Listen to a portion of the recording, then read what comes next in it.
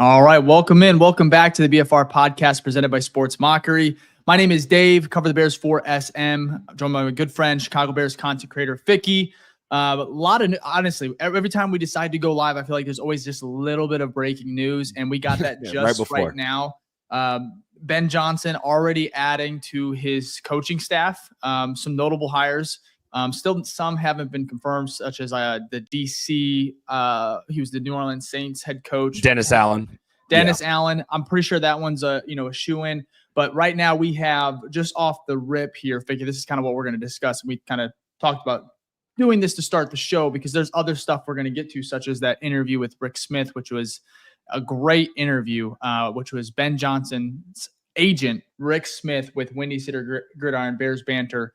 It was a great one. A lot of nuggets that we're going to talk about there. But again, check out that show. We'll have the link in the description. But first, coaching staff additions. Antoine Randall L. Is that right? Yep. Mm-hmm. Is the Bears' new assistant head coach, wide receiver coach, along with JT Barrett. Yes, that JT Barrett out of the Ohio State University, former quarterback. Also was I guess he was the current assistant quarterback coach for the Detroit Lions. Looks like he is heading to Chicago, is confirmed. First by his Instagram bio. Yeah. You had it first, I think, Ficky, or at least one of the first people there to kind of notice that he made the change. It says QB coach, Chicago Bears. And then I think Biggs confirmed it right locally that it is happening. Brad Biggs. So first of all, 2 home runs, in my opinion. I like it. Some people are skeptical a little bit with JT Barrett. But first of all, I want to talk about this guy who's going to bring energy. And I can share the clip possibly. I don't want to get copyrighted by Fox. You might get. Yeah, I'm going to do that. But the one running down the sideline with JMO scored.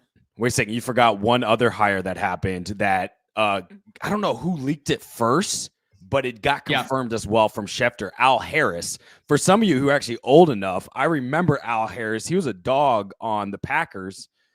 He was their star cornerback for like 7 years on the Packers. Like a really good quarterback, but he was the secondary coach in Dallas on the Cowboys. We poached him as well, and he's going to be the defensive passing coordinator for the Bears now. So I love that. Yeah, I think I knew that, but it slipped my mind. And when has that been confirmed? Like I saw some details on it. Yeah, so there was it was released on Cowboys website about their departures. Yes, but then Schefter, I think right before we went live, tweeted about it. He quote tweeted the Antoine post that he had, and also said, in addition, they got. I see it right here. Yeah. Cowboys defensive backs coach Al Harris, a former Packers standout cornerback, also joined the Bears coaching staff as Chicago's defensive passing game coordinator and DB's coach per source. So yeah, interesting moves. I like that one as well, but I want to start this one. I feel like these other two, especially Antoine, is just a home run hire. So, Vic, how are we feeling with all 3 of the hires? But if we want to go individualist, we could start with Antoine. Well, I know you probably can't see it all the way back here, but there is an IU mini helmet back there, and Antoine Randall L. is an IU alum. He is a GOAT. He was a quarterback at IU, probably one of our best players in football history. Like, he was a dog. He got drafted and converted to wide receiver in the NFL. And if you know his most infamous play actually was when the Pittsburgh Steelers with Ben Roethlisberger and Hines Ward and that big crew, where he did the reverse pass. They basically did like a Ben Johnson play. They ran a wide receiver reverse, and this is in the Super Bowl. He caught it and threw a dot. I think it was to Hines Ward, like a 50-yard pass in the Super Bowl. They ended up winning that game. So definitely a legend for a lot of teams. So that's good to see, right? He's a former player, converted wide receiver who played the position for a decent amount of years in the NFL. But what's most important about this, not only that he's a former wide receiver, is about his most recent work. So if you go back and look at his tenure on the Detroit Lions, that wide receiver group was top 10 in most categories during his tenure, right? Particularly in 2022 when Ben Johnson took over as the main play caller. They were top 10 in receptions, yards, catches, and then they had the most explosive plays of 30 plus or 25 plus yards. They had 35 or something like that. So overall, he helped with the development as well with Amon-Ra, because if you guys remember, Amon-Ra was not a big name when he first came out of USC. He was kind of came out of nowhere, right? And not say nowhere to take away the credit of Amon-Ra, but it wasn't like this was a high drafted pick when you think of like a Justin Jefferson in the first round.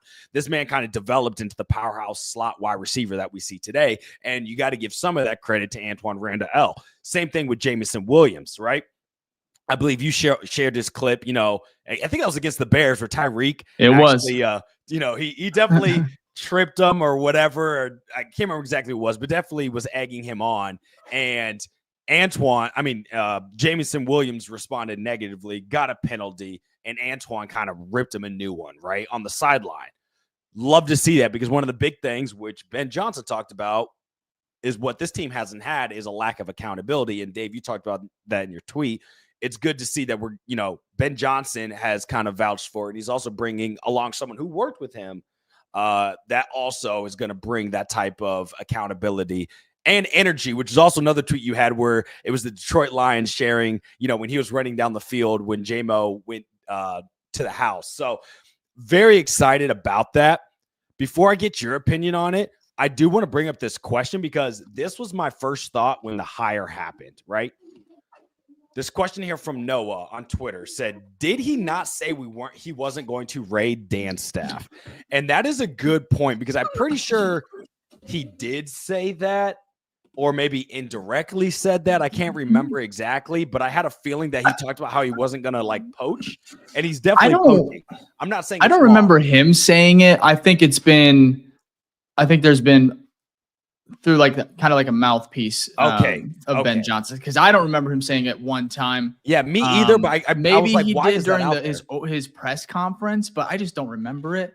And I feel like that would stick out. But yeah, first of all, I mean, there was already reports, I think, in regards to one hire that's not going to happen, and that was Hank Fraley. That's who we wanted as the offensive coordinator. And he got promoted. Well, first how we found out, because the internet's crazy, his wife on Facebook had a message saying, hey, you think we're leaving Detroit? No way, right? So then that kind of confirmed it. And then also the report came out literally the same day today that he got promoted to the offensive line coach and run game coordinator in Detroit. So we were hoping to get him as our offensive coordinator or at least our offensive line coach. So that's not happening anymore. So that is a big L, but that's okay. Yeah, I don't know. For me personally, I don't see it as too much of a loss. I think it would have been a unique hire, but at the same time, we're seeing him already bring in two people that were obviously related to his time in Detroit. And I think you can't have everybody coming over, right? You have to obviously Dennis Allen is a huge one. DC has the coaching, experience, head coach. I think that's an elite hire, an elite get for Ben Johnson, especially as a first-time head coach at 38 years old.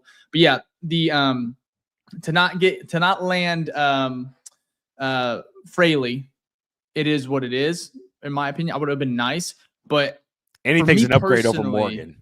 Yeah, for me personally, I do like that he's able to bring some of this talent, right, over. Some of the guys want to follow Ben Johnson, right? And obviously they're getting some promotions, they're getting a little bit more probably of a pay raise. I get that, but I like seeing this because if nobody wanted to come over, I wouldn't like that either. I think that would be almost a red flag. So for me, I think he has to do a good job, and he's already doing it right now, but basically having some variance in his coaching staff, because can't have too many people that were internal in Detroit, right? Yes, not yes men, but basically kind of cloud that judgment. Having an outside guy like a Dennis Allen, right, is going to be huge for Ben Johnson because one, accountability, he's going to have different perspective, different views, and not that the people come in like JT Barrett, and then who's the Al Harris, assistant head coach, Al Harris. Or Antoine Randall. Antoine, sorry.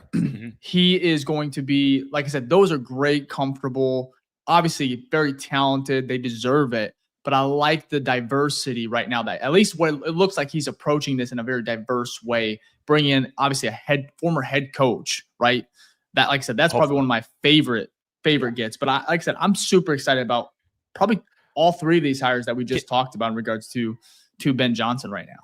Can I talk about the Al Harris hire too? Because I think that's kind of slept under the rug. Obviously, we love the offense, right? And nothing wrong with that. I'm excited. That's all it's about. Yeah, for sure. Especially since we're desperate for a good one, right?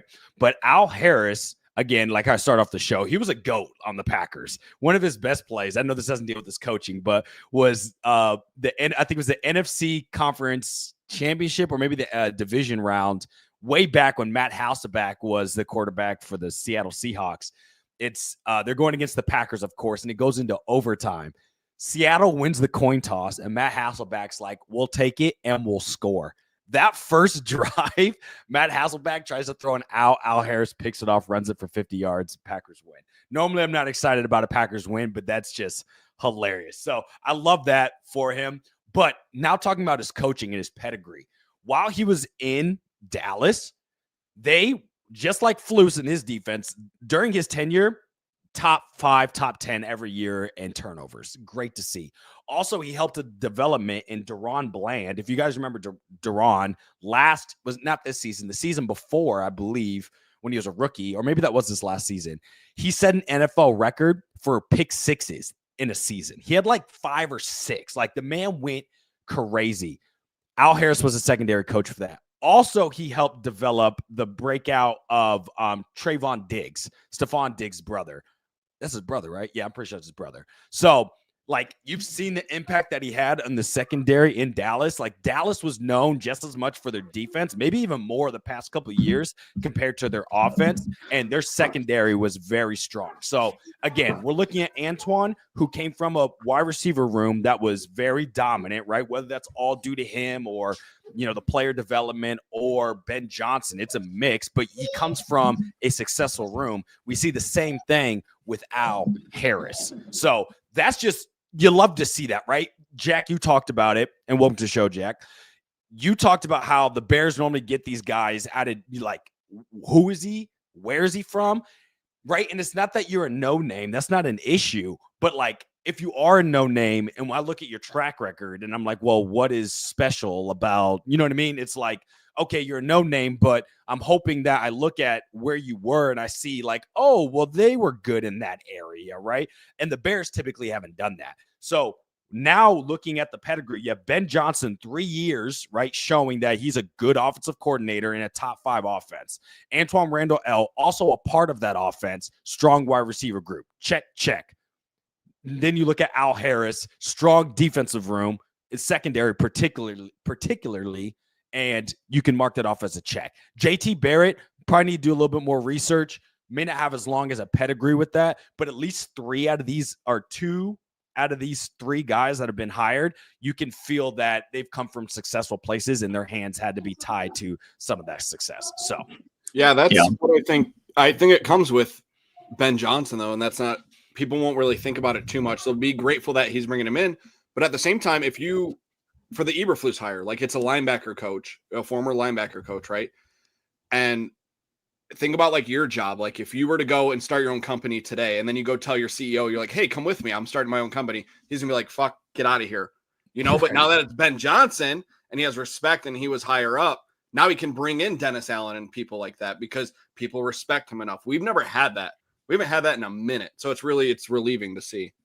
To back off that, Jack, as well, it's a big portion of that. Like, if you were to look back at the Matt Eberflus when he got hired and the people he brought in, it was a new head coach, which is fine, right? First-time head coach.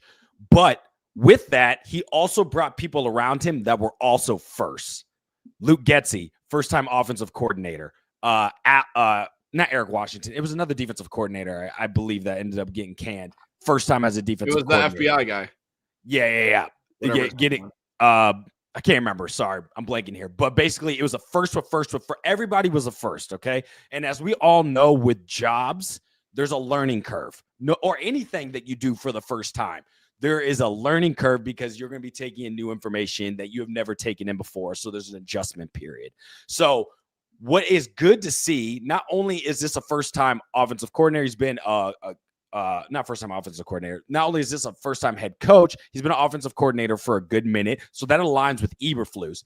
But what's different is he's bringing people over that have been in those positions before. It's not like Antoine Randall L is now the offensive coordinator, and he hasn't been that before. He's bringing him over as the assistant head coach, which made me new, but he's the wide receiver coach, and he was the wide receiver coach in Detroit, right? You're bringing over a secondary coach who was a secondary coach, or it's like a little promotion, right? You went to passing coordinator, but you dealt with the secondary. So I feel like you're bringing in a little bit more experience and not newness to the job. And that's important when it comes to a head coach, because you need that balance, right? Because you're going to be mitigating like crazy, delegating out the wazoo. So you need people that are experienced in their roles so you can deal with the newness of the role and feel comfortable that the people below you are going to be able to handle their jobs. So from a high level, I'm feeling very comfortable, not only with the talent, but the experience that they're bringing in. And that's why, Dave, like you said, I think the biggest hire is someone like Dennis Allen,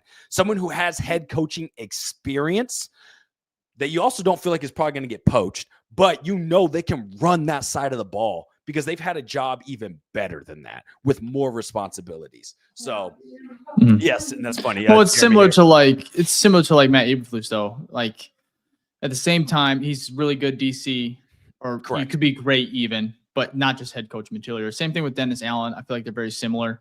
I want to kind of go back to Antoine Randall L here as well. And I know there's a good question about Robert Saleh that we'll get to because that is interesting. A lot of things are kind of connected to Dennis Allen, and that's probably the front runner, but we'll get to Robert Saleh in a minute. But Randall L, it's interesting because he also served as an offensive assistant for on that Bucs team that won the Super Bowl with Tom Brady, not just a couple of years ago. So not even that, it's just like the championship pedigree as well is very, very, it's intriguing. One, because Ben Johnson's getting this talent over here. Obviously has that connection to Detroit, but I like some of this, the winning mentality as well, because the biggest thing the Bears got to do, obviously you can change the culture, but the only way you can do that, honestly, is to win. We talked about it all last year. That's how you cover up a lot of things. Look at the Eagles, right? There's a little bit of turbulence with their, Sirianni and everything like that, but they win, right? And at the end of the day, you can kind of argue, you can kind of get upset with each other. You can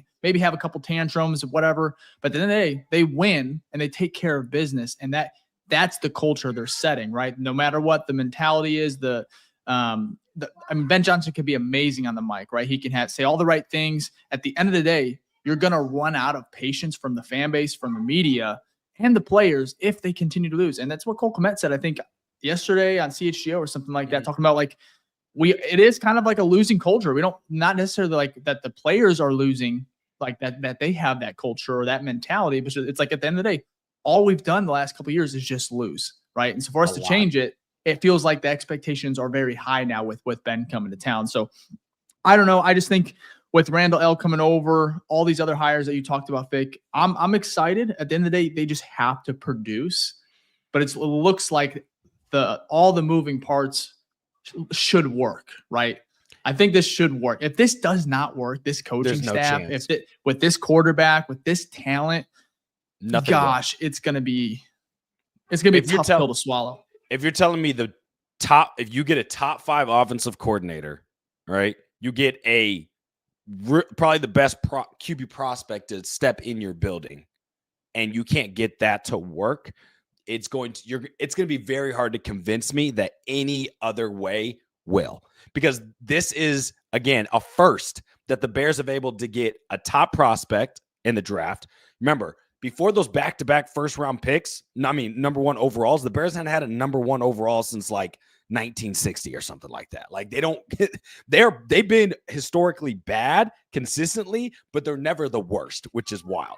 So you do have that number 1 pick, you get Caleb, right? And then you do something that is unfathomable from a Bears fan's perspective, is that you have the opportunity to get the number 1 candidate out there in the market who's also offensive minded, and you get him and he wants you. So now you have buy-in over there. You have talent here. Like, if you can't get this to work, and it doesn't mean it has to like go crazy the first year, right? We're not going to set some crazy, expectations. But if you're telling me 3 years down the road, you're not talking about extensions of your head coach, picking up your fifth-year deal on your on Caleb Williams at that moment, then that's I don't want to be picking up that 5th-year deal. I want to be extending Caleb. Well, nowadays they'd be doing. Don't even get that. Yeah, you know what I mean. I want to have those early conversations. I want to start a year or two early. That's when you know you have your guy, right? Oh, yeah, for sure. Joe Burrow, you start to negotiate as early as possible when It's you because they know the 100% potential. know.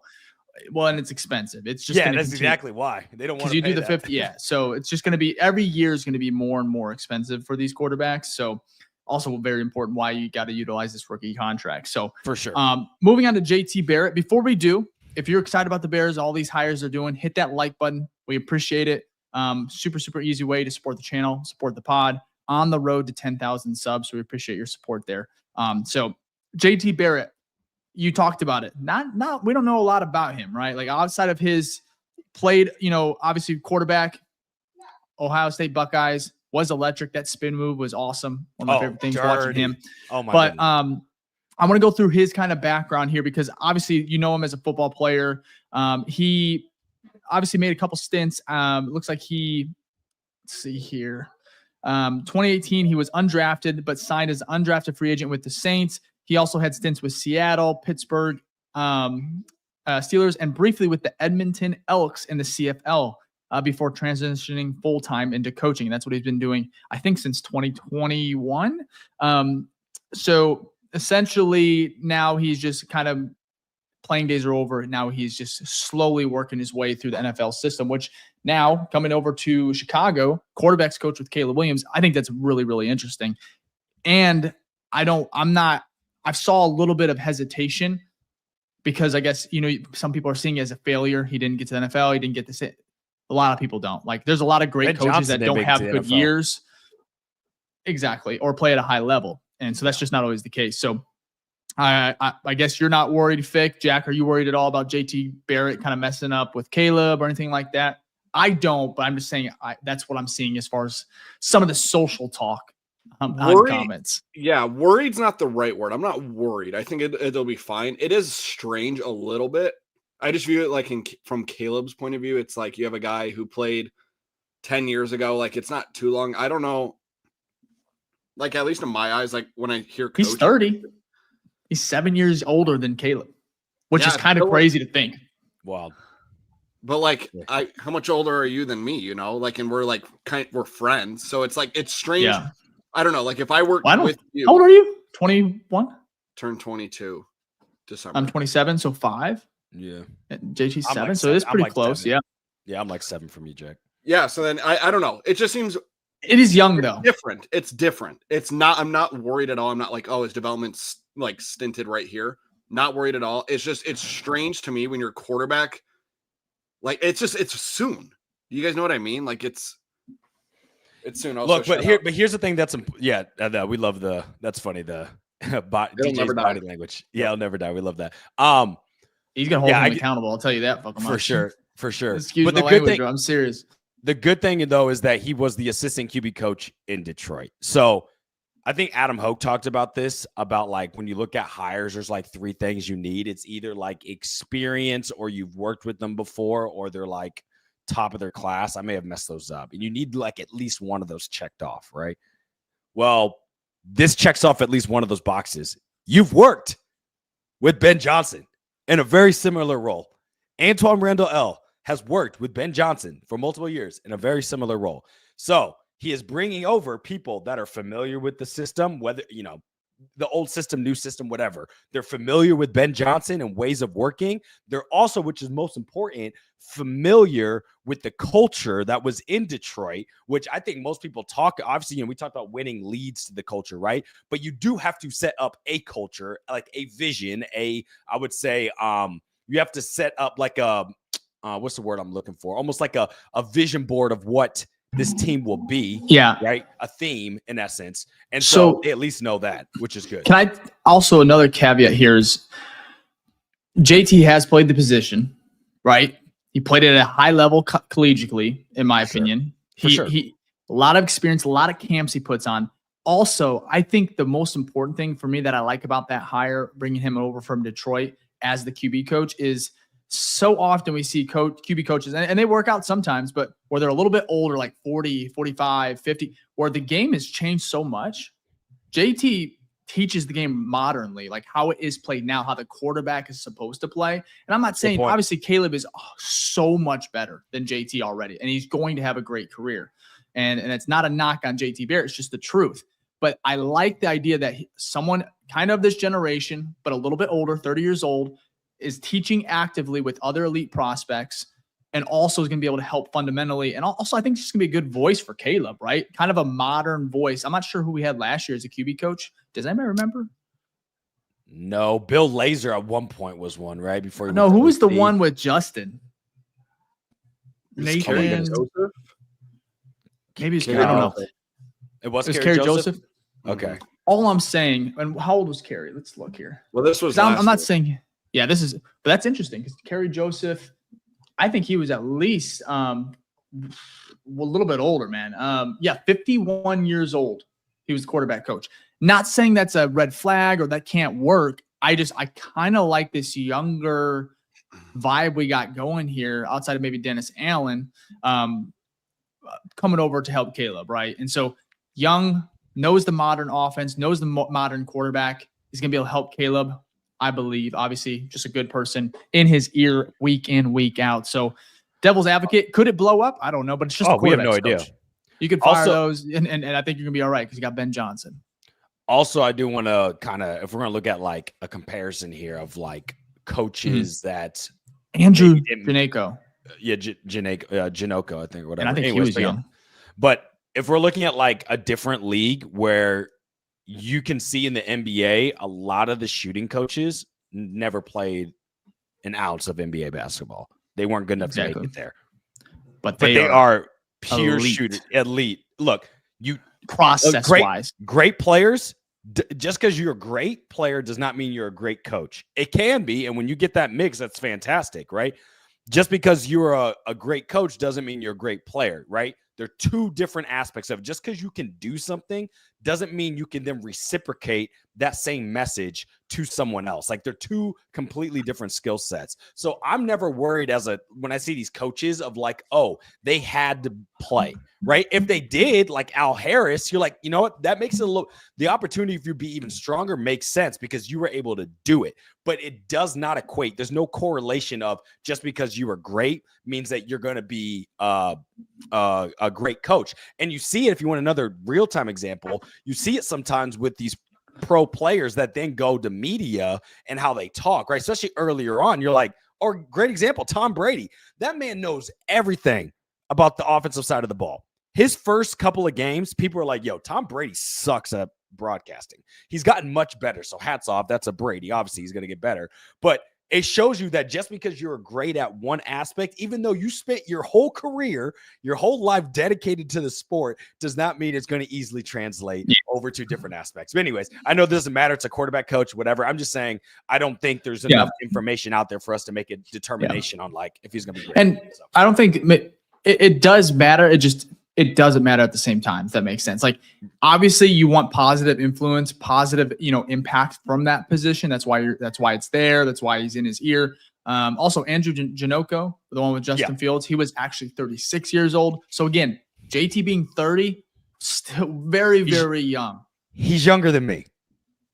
It's kind of crazy. It's kind of crazy. But I really like that direction, at least for that specific position. So, not that we're ageist on this podcast. We're not. I just like the youth movement right now. Okay. Big, the oldest guys in ages. How about that? It's true. Awesome. That bullet. Tyler Scott isn't good. Why we got the comment? What's going on? No, because someone asked. No, because someone asked Tyler Scott could have a bigger role, and that's true with Antoine Randall. That's very possible. Be interesting, and then we'll get to that. We have this little. We're going to have our free agents, our draft. We're going to have our roster projections. All that's coming this offseason. Tyler Scott's obviously going to be a very, very interesting piece to look at. Is he going to be retained? Are they going to go to another option? So we'll have a lot coming down the pipeline with that. So, again, hit that like button as we kind of move on here. Actually, before we do, we're at the midway mark. You want to go ahead and do our little real quick? Yeah, if we want to. We can do a quick one, yeah. Yeah, that's I want to get to this too, though, because I know a lot of people are looking forward to it. Yeah, absolutely. So first off, if you're here, thank you so much. We really appreciate it. Like Dave said, please give a like and subscribe. It's free. It's for the algorithm. It gets the show out to more viewers like you. We really do appreciate it because we want to thank you for joining the BFR podcast, because if you don't know, now you know. This is the #1 show for the fans, by the fans. Jack, Dave, and I are all fans like you. When news breaks like this, we get just as excited. When the team sucks like we normally do, we get just as depressed. We are fans. thick and thin all the way through. So thank you for joining the BFR Podcast. Again, the #1 show for the fans, by the fans. If this is your first time, please give a like and subscribe, and also give a hashtag New Face Gang in the chat. We'll make sure to give you a shout out before the end of the show, like we always do. Already see people doing the hashtag OGs in the channel. And there's a lot of new people, so yes, I want to see them. Please give those hashtags. We love seeing who's new here, and then you guys converting into OGs, which is fantastic. And if you are an OG, which means it's not your first time watching, it's your second time, or if you've watched all 131 episodes, first off, much love. Please give a hashtag OG in the chat, and we'll make sure to give you a shout out before the end of the show. Also, if you want to support us, you can by going to the BFRstore.com, where we have hats, hoodies, shirts, a whole bunch of stuff. Actually, I just worked on some designs this week. I got some exciting stuff that we're going to be kicking out. I think we upgraded some of our designs here. Really excited about that. So we'll have new merch coming off here in the off season for y'all. Always working on giving you guys more value. We'd love to see you guys repping it, especially when the team's been bad. It's not as exciting to wear Bears stuff when the team went on a 10-game losing streak. But you can wear some dope merch, dope shit by going to the BFRstore.com and helping support us. Also, we do have an ongoing community. If you want to be a part of it, you can join the Patreon, the BFR Den on Patreon, where we have monthly exclusives like monthly giveaways, private Zoom calls, which we'll have next week for our Hall of Fame members. And then we have mailbag episodes and much, much more that we're working on. And we want to also give a shout out to our Hall of Fame members. This is a $10 tier where you get the private Zoom call with Dave, Jack, and I. We do this every month. So shout out to Michael, who's across the pond in UK, and our OG member, I think our first OG member, Gage. So much love to both of y'all. And then also our rookie Grizzly tier, which is $3 a month, less than a cup of coffee. Give a shout out to Alex, Brian, Chris, Jason, and Eston. And with this, you still get access to our monthly giveaways, our private Discord, our mailbag episodes, and much, much more value that we're adding there. So shout out to y'all, because y'all are fucking awesome. The Discord was active as well this week. We love that. Love all the chats and questions in there, and really appreciate all the support. So again, if you want to support us, you can go to the BFRstore.com, buy some of our merch. We have exciting news coming on that. And then also, if you want to join our ongoing community, you can go to the Patreon, and that is the BFR Den on Patreon. And there is also a free tier where we drop our monthly schedule. I'll have that dropped out this week, where you can see kind of what we have going on there. And also our shows are posted on there if you ever want to go back and watch them. So appreciate all the support. Back to you, Dave. Yep, absolutely. Good stuff. We appreciate it, like Ficky said. Now on to kind of our next segment here. We're going to lead with this, but of course we had the coaching hires that obviously were exciting and we want to talk about first. So good stuff. Ben Johnson, hopefully we get the OC in DC soon. I'm sure that coaching staff they want to put that together as soon as possible, especially with senior day, free agency, draft, and everything coming so soon. And like Ben Johnson said, first of all, he's been on so many media appearances, which I love. It was like all in one day too. Crazy. I love it. The man is just working. He's working hard. But also he said they are very close to player acquisition mode, right? Which means free agency, which means the draft, and they are starting that here soon. So that gets me excited as far as the roster development and what we're going to see between him and Ryan Poles and what they're going to kind of develop and bring in this offseason. So, but first, again, Bears banter. Windy City Gridiron had a very, very good interview with Ben Johnson's agent, Rick Smith. It was released today. You can check it. We're going to have the link in the description. If not, it's on Spotify, Bears banter. First of all, go check it out. Listen to it. It's about 25 minutes. Every single second is very, very good. Good stuff from Rick Smith. Very, very intriguing and fun to see that perspective from the agent side. And there was a lot of details, a lot of stuff that was a little shocking, some stuff that we expected, but it's different to even hear the agent confirm what we're all expecting. So I know we've all been able to listen to it. So I want to start here just with the one thing that was the Bears kind of were, I even gave him hell about, was the exhaustive coaching search. So obviously the Bears did 19 interviews officially. Yeah, they requested like 22 or something. Yeah, 19. Requested quite a few, did 19. A lot of people thought, and what I thought was interesting was Bill Zimmerman, he heard from around the league that it was almost the Bears coaching search was directionless, right? They didn't know where the hell they were going. That wasn't the case from how Rick Smith, again, Ben Johnson's agent, Rick Smith, he felt like it wasn't. It was not a waste of time because when he was approached and when he talked with Ryan Poles, the extensive research they did on Ben went all the way back to even his college teammates, his college friends, everything like that. It was very. Now, I'm not saying they did this for everybody, but for Ben Johnson, at least for Rick Smith, it felt like they learned a lot, not just about Ben, but about a lot of things that around the league. And one thing that Rick Smith said that was very, very interesting was that the Bears not just learned a lot of info about Ben, but a lot of valuable info around the league by interviewing all these guys that are obviously either been with coaching staffs, currently employed, and of course, you got some in the college level. But to be able to pick and pull and have this information gathering was very, very useful. And I didn't even think about it because you don't get a lot, like as far as the league circles go, there's only so much information they divulge and they give out. But during this coaching search, 19 interviews, he talked, and this is from Rick Smith, he talked directly with Poles after the extension or after the contract was, done, signed and everything. But he talked about how much information that they were able to get, because the agent side, you get a lot of information as well, because for sure, with all these franchises, of course. But him to have that conversation with Ryan Poles, and they can kind of put all the information kind of together about what they were able to figure out, and help also relay that to Ben Johnson as they move forward with this, roster building.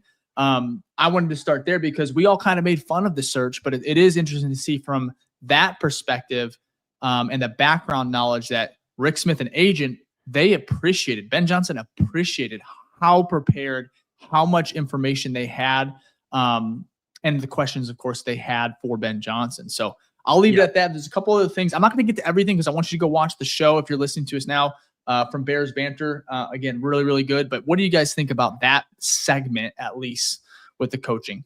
Yeah, I think it's good because I think in the same way that they interviewed Cliff Kingsbury last year for the offensive coordinator, was like, some of this is fact finding. You know what I mean? Gathering like, intel. Is that fair to Cliff? Probably not, right? And I can't confirm that. No report said that's what it is. That was my kind of like gut hunch, right? And then, or even if they are interviewing, you're going to get some information about Caleb because you were his coordinator, right? So there's going to be something from that. What was important, though, about that fact finding was not only about Ben Johnson, which obviously is the main target, get the information out, but was how much information they were able to get out about how other organizations are run. And I don't know if you're going to get to it, but it kind of brings in Kevin Warren. If you are, I'll wait on that. But what was actually interesting tidbit was that these organizations, right, they don't really know what's going on with other organizations. They're very siloed. Right? The McCaskies know what the Bears do, obviously, but they don't know how Mark Davis is running the Raiders. So they may think, right, that they're up to par with X, Y, and Z, but in reality, they don't see that there's 12 other teams way ahead of the curve doing this, and that, because there isn't like this open, they don't have a Discord of owners. You know what I mean? They're not sharing knowledge on like, this is what works and what doesn't, because obviously that doesn't benefit their bottom dollar. Because they want their team to be good, it brings in more money, et cetera, et cetera. So I think that fact finding wasn't only just a spillover to help figure out who's the best candidate, but it seems like, at least according to Rick Smith, that they found out a lot of information as well about how some of these other organizations are run. And a lot of that is also due to fact of Kevin Warren. We have talked about so many times on this podcast, what the fuck does Kevin Warren do? We have no idea. There's no reports on anything. The only thing that's tied to him is the stadium, and that has not been even a shovel in the dirt. They haven't even picked the location yet, which we can talk about because he actually talked about that as well. Not Rick Smith, but well, actually he did. He talked about it in the interview as well. But what's important about this is the impact of Kevin Warren being able, when he came in, it seemed like, according to Rick Smith, like he came in and was basically like, look, this is not how you should be running this business. This is not the way that other successful modern teams are doing it. There's things that we have to change. And hats off to George McCaskey, because he basically shut up and listened like, okay, if this is not the way we should be doing it, I don't know what I'm doing in essence, right? I'm just a fan. Let's figure out the correct way to do it. And Rick Smith basically said, hats off to the Bears organization because he's worked with the Bears before, right? With other coaching, possible candidates and whatnot. Yeah. He said it's night and day. If you have the direct quote, sorry, not to jump ahead, but he basically said it's like night and day of how they ran this search. Yeah, no, that was the next point I was going to get to because it was, like I said, I don't want to go to I want you guys to go and watch and listen to the video or the podcast because it is really good. But that is one of the nuggets I brought out, Ficky, because one, right here, he gave direct credit to Kevin Warren. And we saw it early on, right, when it came to the private jets, right? That's something they didn't even do with Ryan Poles. And so, like you said, word for word, the Bears are different is what Ben Johnson's agent, again, Rick Smith, the Bears are different. They are not. He's been a part of, conversations about contracts and how they work. And they said this is, like I said, night and day because of Ryan Poles. And he gave, I think, a little bit of credit to Ryan Poles as well. But Kevin Warren, especially, basically how different they are operating as an organization. And that's what I think. They're a charter franchise. So I'm excited. It's like I get mad at the Cubs. And I don't know if there's any Cubs fans, obviously, that listen to this podcast. I'm sure there is, obviously Chicago. But I get upset when they don't want to spend money, right? Or they have those excuses where it's like, come on, you are the Cubs. It's the same thing with the Bears. Act like who you're supposed to be, right? You're one of the best, biggest markets, most loyal fan bases. Obviously, there's a salary cap. I get it. It's not baseball. But at the same time, when you're trying to woo these guys, I love how they went and did it this time around with Ben Johnson. And then the checkbook, even with George McCaskey. What do you think? But the thing is, there's not a salary cap for the coaches. So that was the thing. It was like, why are you being cheap? Go throw whatever. I mean, you don't have to do what Mark Davis did. You don't have to do a 10-year deal with John Gruden, right? We're not asking that. But when there's an opportunity to go get your guy, go like you have so many things besides like a winning history, right? There's so many things lined up. Like you said, a market of who, where you're located, being a founding franchise, charter franchise. Like you're the Chicago Bears. Like you said, Dave, act like it. Hey, real quick. Want them to act like it and they're acting like it. But I want to give a little shout out to Michael Berry Sr. We just got a $10 what is that? What is that one tier? Anyways, a new Patreon member, the $10 tier. Appreciate it. So I just wanted to give Michael a shout out. I know we just did that little thing there, but he just joined. So again, if you're polling in, you have Hall of Fame member. If you want to do it, we'll give you a shout out on the show. So again, adding to the family, adding to the team. So we appreciate it, Michael. He's in the chat too. So I'll just drop his most recent comments. So thank you, Michael. Yeah, there you go. So appreciate it. Hell yeah, Michael. Appreciate it. Again, growing. We appreciate the support. If you obviously monetary wise, we don't expect it. We appreciate it. But again, if you can, a lot of new faces here, hit that like button. Now back to Rick Smith, because that was one of my favorite nuggets out of there in regards to kind of him calling the Bears different, especially in this entire coaching process and also just in the negotiations, the little things they were willing to go and spend. And then also, it wasn't confirmed, but it is almost confirmed in regards to the annual salary for Ben Johnson. I think it's around $13 million a year right now is where it's looking at 6 years. So that'd be $78 million. I didn't know it was 6. That's good. Again, this is all speculation. Well, I mean, sorry, I didn't know that was what speculated. Yeah, I didn't know there's that's good. 13 million a year, 6 years. Again, not confirmed, but I think we're gonna get that soon. But I think that's what the numbers, at least I'm hearing and what I'm seeing, was 13 million a year, 6 years. That's a huge deal. I almost guarantee you Ryan Poles was extended. I know they did not want to talk about it, and they say they weren't going to talk about contracts. But I'm not saying he got 4 years, but I'm guarantee you he's at least got a 4-year deal right now where he's with the team for at least 4 more years. I'm pretty sure Rick Smith talked about like alignment. Like he didn't say like how long, but he kind of was like, look, let's get to it. Okay. Let's get to it because alignment is interesting. Again, in the media, all we heard, and this is why I'm talking about the details that came out of this interview from Windy City Gridiron. It was very interesting because when we heard alignment, Rick Smith said that, first of all, they threw this after Matt Eberflus got fired on Thanksgiving. You remember the next day or 2 days after, reports came out, Ben Johnson, because obviously the Bears have a head coaching vacancy. Ben Johnson's a clear favorite already right off the rip He already was, honestly, with Matt Eberflus being employed, but once he was gone, it made so much sense. But Rick Smith, and he said this, they dropped this nugget because they wanted basically they wanted to get the answers from Chicago, and they wanted them to start working on it right now before these negotiations took place.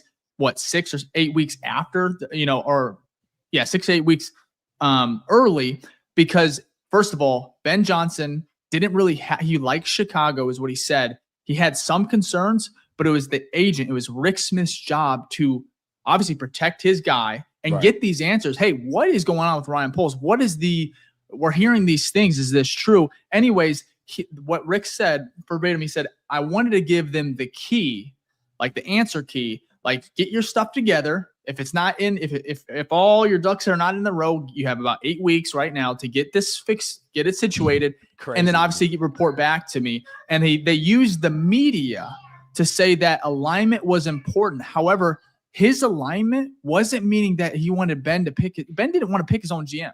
Right. That was what was so important. It was more about it. Let me see here. Like a working relationship. Like it was like a working relationship, and they want to build a successful team, meaning they want Ryan Poles. Is he able to leave his ego at the door and help build this team together with Ben? Again, he said it's not about picking your own guy. It's about being successful together, right? Is it possible? Are they able to basically have a good working relationship and be a good pairing?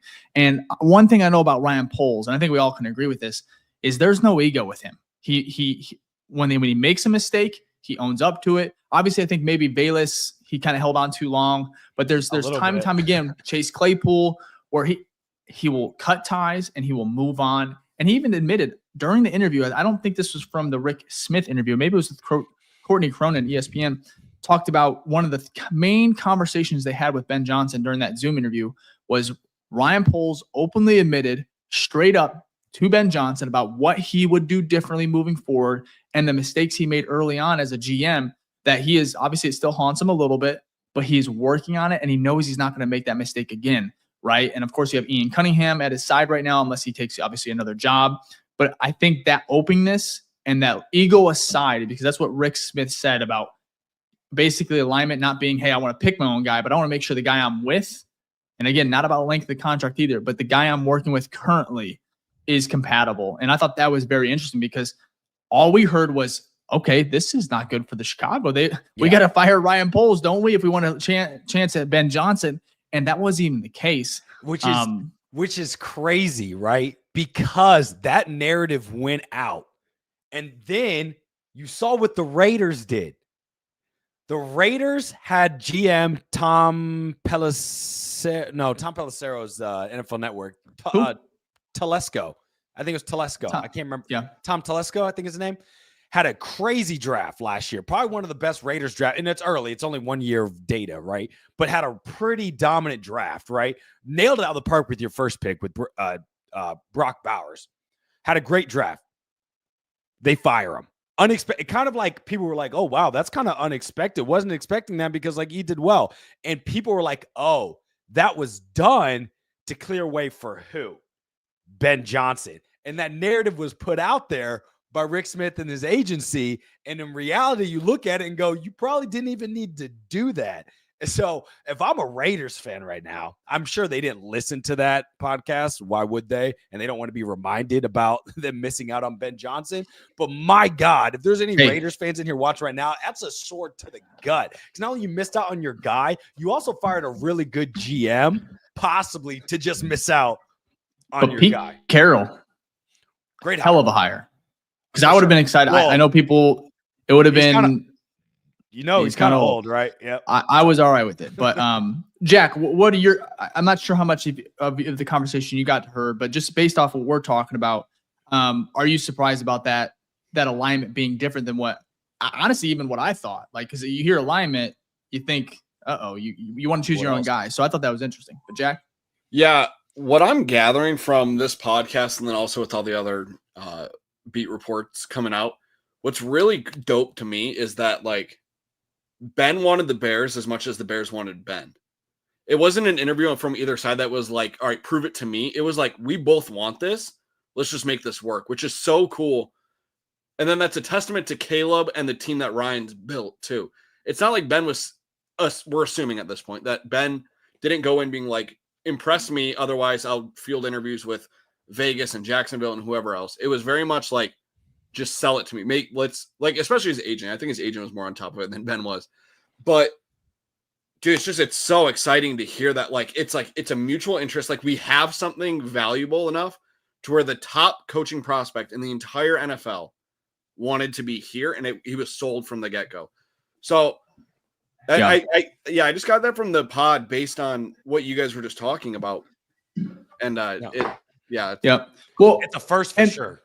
I think also talk about like the parent, or that Ben wanted Chicago wanted Ben. Talking about the last thing I want to kind of touch on, and there's other details that I hope you go and listen to this because it's really, really good, especially just from the agent perspective. But Rick went ahead and said that the initial gut reaction, because it was between Jacksonville, Las Vegas, and Chicago. He also said he was utilizing all three teams to get the best possibility offer, everything for his guy, his client. That's what he's supposed to do. But he kept on saying, which was interesting, that Ben was always drawn to Chicago. It was almost like, and he told Ben, I don't want you to be like, okay, it's only Chicago, because one, that's going to blur everything. Yeah, you're not going to be able to look at all the other options. You're going to lose leverage. So he's trying to protect his client. Obviously, it was always Chicago. And he said that, but he said initial gut reaction with Las Vegas was a no-go, like straight off. The only time it got interesting was when Tom Brady kind of put his influence out there. But again, the thing is, it never was serious. The only reason it got serious, and this is, again, this was from Rick, was that the narrative out there started to kind of spiral, right? Where it was like, okay, Las Vegas is the favorite, or Las Vegas is a real serious candidate. Then they became the front runner, and then it was a done deal, right? And it got so out of hand. Rick knew about it. He could have put an end to it, and he said he even could have done it, but it didn't. All this was doing. This story is one you don't want to put out because it was benefiting his client, which was Ben Johnson. So the funny thing is, it was heating up like that, but it was a narrative that was, first of all, he said the media, the internet is crazy. It is wild. It's something you can't contain. And it just kind of spurred up. And of course, the alignment thing was very interesting, of course, because we're kind of taking that out of context. But at the end of the day, after the Lions lost that following Monday morning, Rick Smith, like he's supposed to do, laid out all of the details, basically had visuals, packages for each team, presented both to Ben Johnson and his wife. Hey, this is why you want to go to Jacksonville. This is the pros, cons. Same thing with Chicago. Same thing with Las Vegas. I guess they did. But at the end of the day, Ben Johnson basically that morning was like, hey, go talk to Chicago. Let's see if we can get a deal done. And then right then and there, first of all, again, hats off to both sides, being able to get a deal together that quickly. Yeah. And Ben and then what Rick said, what last thing I'll say on it, and you like I said, go listen to the rest of the podcast, was that that they didn't negotiate. It wasn't like they did not basically disagree on really anything except for some little minor details, which hats off to the Bears organization, getting it done, getting your guy, and not being hung up on like such little details or maybe a couple $1 million or something like that. Right. So, well, Kevin Warren talked about it when he was on Waddle and Sylvie. Basically, which everyone should watch that interview, was actually pretty good. It was not like it was actually like their stuff isn't good, but this was a good interview. And he talked about like we had the contracts kind of prepped. Like we knew, like I think the takeaway from the Rick Smith interview, listening to Kevin Warren, Ryan Poles, Ben Johnson, the teams took this very seriously. They vetted, they did their homework, they had things in place so that there were no hiccups along the way, right? And that is not normally, that's how a good business runs. That is not normally how the Chicago Bears run. And what my takeaway from this, I agree with Jack, is like mutual interest from the jump. Great to see. But a bigger takeaway is how the Bears have operated as a business since Kevin Warren's been there. And Rick Smith talked about Kevin Warren so many times. So I feel like now my view of Kevin Warren has, not that I viewed him negatively, I didn't, but it was more of like, I kind of need to see more because we just haven't, right? I don't know things don't get leaked out of the building that often. I need to see like what you're tied to. And this was like one of the first kind of tell-alls to be like, yeah, Kevin's got his hands on like a lot of the operational, which makes sense, right? But to hear it from someone and be like, oh my God, I work with so many teams. I've worked with the Bears multiple times in the past. This is the best it's ever been. It's running like those top organizations. That is like icing on the cake for like, you're talking about Kevin Warren, what you're doing. You're like literally setting this team up for success. So I think that interview was great and all of that. I'm very excited, right? We're starting to see it now, but. And one thing I said the same thing. I think I tweeted a couple days ago when Kevin Warren, the story about two fans sending a couple drinks to Kevin Warren at a restaurant. And then the note said, please hire Ben Johnson or something along those lines. And then Kevin Warren basically sending some drinks back to him, right? Obviously didn't say that, the deal was getting done or anything like that. But it is funny to hear that story, that personable aspect from Kevin. And like I said, behind the scenes, it seems like he's getting a lot done. He's changing a lot of things. Obviously, we don't see it every day, but the process, and we talked about the details and the willingness to kind of upgrade at certain packages where you kind of you're basically becoming a modern franchise, right? We're able to actually compete. You're not stuck in those old ways, the old Chicago Bears ways, where just a couple of years ago, we had Brian Poles flying economy after we hired him. It's like, I know it doesn't seem like a big deal, but people notice that, clients notice that. And of course, big names like a Ben Johnson, they'll take notice if he was flying economy or something like that. So can I shift gears a little bit? Because I think this comparison will show like what the Bears used to be, right? And what they are now. And I don't know if you guys have been following, but it's basically the biggest drama in the NFL right now. But look at one of the other teams that Ben Johnson could have went to, which I joked about earlier, and that is the Jacksonville Jaguars. I'm going to run through this very quickly. But how they handled their organization over the past 3 weeks, I don't know why any great candidate would want to go there, right?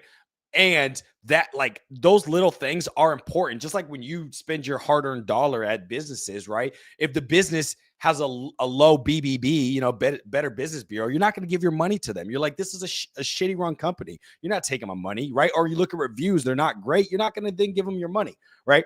Well, the Jacksonville Jaguars said they're sticking with their GM, who wasn't that great, Trent Baalke, for a minute, right? On an interview with Trent Baalke and Shad Khan, the owner, the interviewer asked the owner, like, hey, if a head coach comes in here and wants a different GM, would you be open to that? And he's like, yeah, I would, with your current GM right next to you on the call, which is crazy. Fast forward, he keeps the GM. They interview Liam Cohen, the offensive coordinator for the Bucs. The GM is there, and Liam is like, yeah, I'm probably not going to rock with y'all because Trent Baalke's still there. He then goes back to the Buccaneers. Buccaneers are like, look, we want to keep you. We're going to make you the highest paid coordinator in NFL history. Shad finds out. Shad fires GM, reaches out to Liam Cohen, says, hey, got rid of the GM. You'll have full autonomy. Go ahead and get your GM. He then goes and interviews back with the Jaguars, ghosts the Bucs. Bucs try to reach out to him, can't get a word from him. He ends up signing a deal. Word gets out in essence, and now he's the head coach of the Jaguars. I say all that to be like, why are we talking about the Jacksonville Jaguars? Because that is a prime example of what the Bears used to be. Now, their owner's not as like shoddy, right? I'm not even going to say shoddy. It's not really on him, right? He didn't sign a deal with the Bucs. But that's how bad organizations run. Kevin Warren would not allow, based off reports I'm hearing now and the changes he's made, would not allow such actions like that to happen. So to see that is like, people thought the Jaguars are what the people thought the Bears were before this coaching cycle happened. So it's just great to see the transformation, not only from like how the team is getting better with player wise and how they've gotten a head coach, but also the organizational change, because that's going to have such a long lasting impact down the road of continuously getting great candidates wanting to come, players want to come in free agency and things like that. But anyways, I know it's a long rant, but I just thought that was very important because we're finally not one of those teams anymore, at least based off the information we have right now. Yeah, no, yeah. So I'll be honest. I hope we stay away from Liam Cohn. I don't know if he's a bad guy, good guy, but it's like that entire process, but he's a millionaire now. He obviously got a lot of money. But yeah, that is Ben Johnson. I'll be honest. If I was a Jacksonville Jaguars fan, I just would not be entirely happy or feel comfortable about that whole entire. That's not how you want to hire a new head coach. Like that's just not the process. So ghosting your current employer is great. Your current employer that put an offer out that you didn't sign to be the highest. Not even an offer. Like he requested a new salary. He wanted this number. Then they went to Todd Bowles or whoever it is, went to Jason Light, or Jason Light went to their ownership. And when they got that cleared and then they did it, just very, very madness. So crazy. Bad time to be a Jaguars podcast, to be honest. Sure. But really good time to be a Bears podcast. So again, hit that like button if you're here with us. I wanted to go through and do what's up. One thing too, before we go, we do have one voicemail from Phil, so I want to make sure we get that before we. Yeah, real quick. But I want to do the Green Gridiron partnership that we have going. Yes. Do you want to pull that up? Do you have the thing or? No, I don't have it up, but I can pull up. Okay. 1 second. Give me 1 second. So Green. I can pull it up right now, honestly. Okay, cool. That's fine. If you want to pull it up, I can. Yeah. Definitely go over it. First of all, we have Green Gridiron. It is going to be basically a helmet, Bears helmets, any type of helmet that you can think of. We're going to show it right here. We partnered with them a couple weeks ago. They are very, very awesome. But basically, if you want to take your fandom to the next level, authentic Chicago Bears helmets and collectibles from Green Gridiron. It's the official sponsor of the BFR podcast. And we have a link in our YouTube description that will allow you to get money off your first order. And again, I'm going to bring it up now. We're going to share the screen. Do you want to get the layout for us? Gotcha. Just so we can show you kind of some of these helmets that we have coming, or that they have already in stock. I know that Ficky, myself, and Jack do want to pull up a couple. So let me know when you guys can see it. Yeah, we got it. Can you see it, Fick? Yeah, we can see it. Okay, awesome. So again, use code BFR for a discount off your first purchase. They have everything from the small to even just, like I said, the full-on Riddell Speed Flex helmets. You can also get visors put in there. Now the mini helmets go fast. You can see right here, they're sold out. I know they're trying to get those back in stock, but a lot of good prices here. You can go crazy, get the best ones. You can get the throwbacks. Really just a lot of different authentic additions. And of course, if you want to support the pod and you need some Bears stuff, you need a Bears gift, I think this is a perfect route to go. For sure. But again, biggest thing here, if you can, we want to support the show, it's free. Hit that like button. But again, check out Green Gridiron, as they have a ton of awesome Bears authentic helmets for your choosing and for your budget. So shout out to them. We appreciate it. And yeah, that was the last sponsor we have right here. Again, if you want to listen or go and see my writing on sportsmockery.com, or basically Bears, Bulls, Sox, Cubs, all that stuff's over there. And of course, they are the official sponsor of the BFR podcast. So also use code anything BFR else. Too. Yeah, you can use code BFR for Green Gridiron. Your first order, you'll get a discount off your first order too. So yes. Perfect. So let's go ahead and get to that voicemail real quick, and then we will finish up with shout outs. And I guess we can knock out a couple questions if there's any, Jack. 1, 2, Ben Johnson's coming to a TV near you. I don't have the rest of the fucking nursery rhyme. Who cares? Let's fucking go, guys. Bear down. It's about goddamn time that a coach in this league, a respected coach, mind you, actually noticed the Bears for what they were, a goddamn sleeping giant that everyone's been too pussy to take advantage of until Ben Big Motherfucking Dong Johnson. And he just brought in Antoine Randall. Fantastic hire. The guy's a former collegiate QB, wide receiver in the NFL, has a wealth of knowledge. Hell of a hire. Jesus Christ, I don't know. I'm on cloud 9, guys. Bear down. Let's fucking go.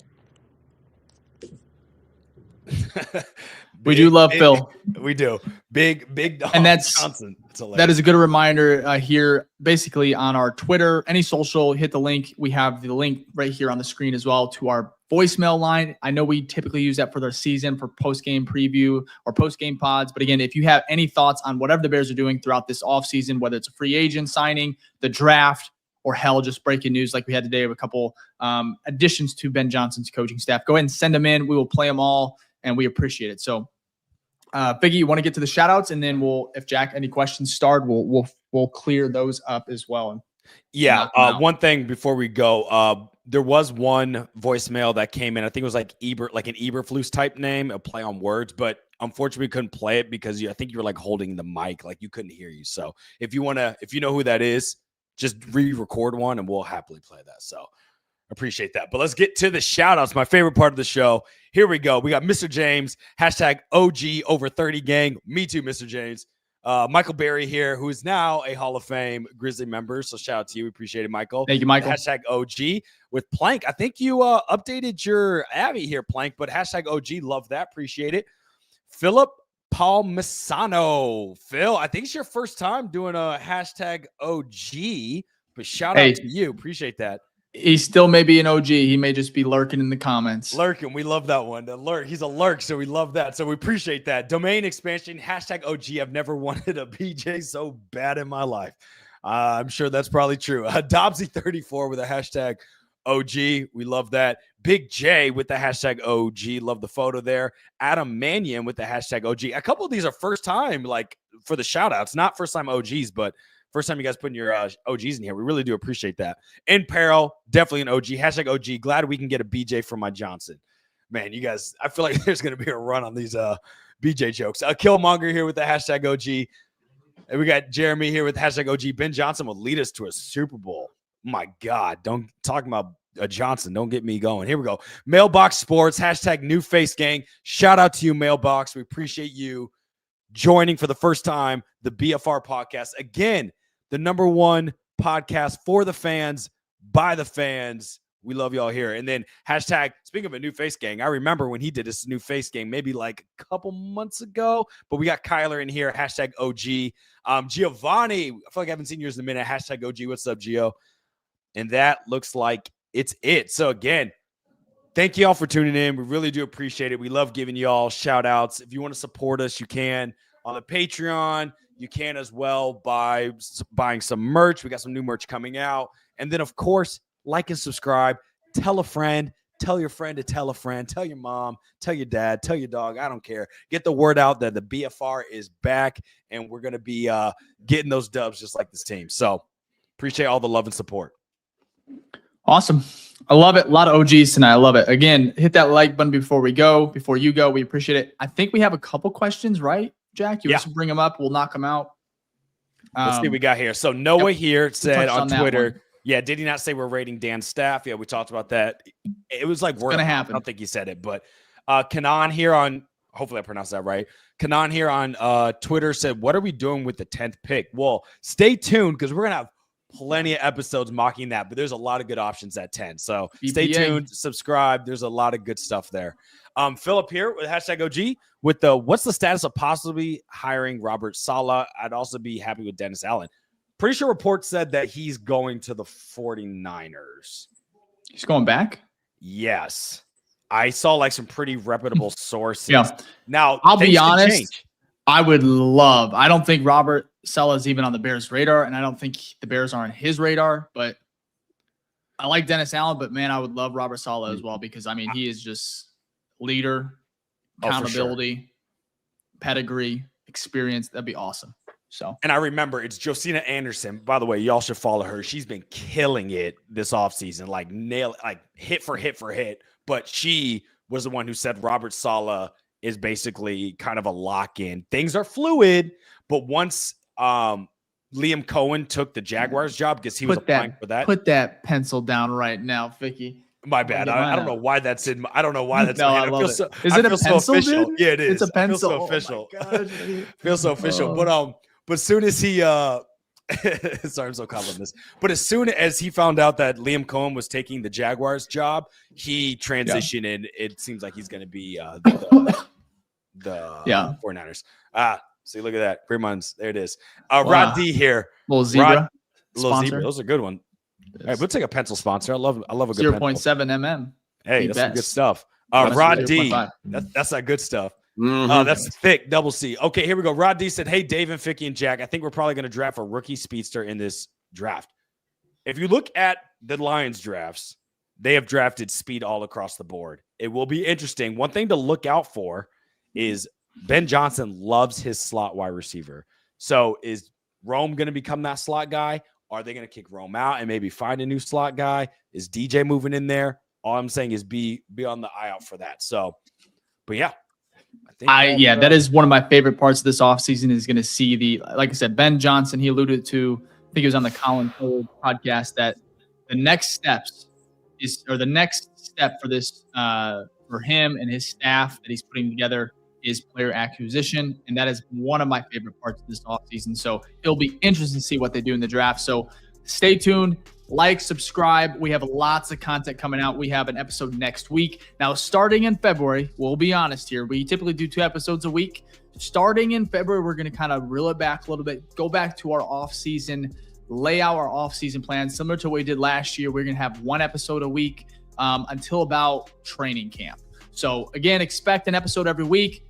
Just won't get 2 episodes like you've been doing since, July of last year. So, we're going to reel it back a little bit. Obviously, still lots of fun stuff to talk about. We appreciate the support. We are trying to get to 10K subs. I know I say it a lot, but if you can, like Ficky said, tell a friend, like, subscribe, and we appreciate y'all. So anything else, boys, before we get out of here?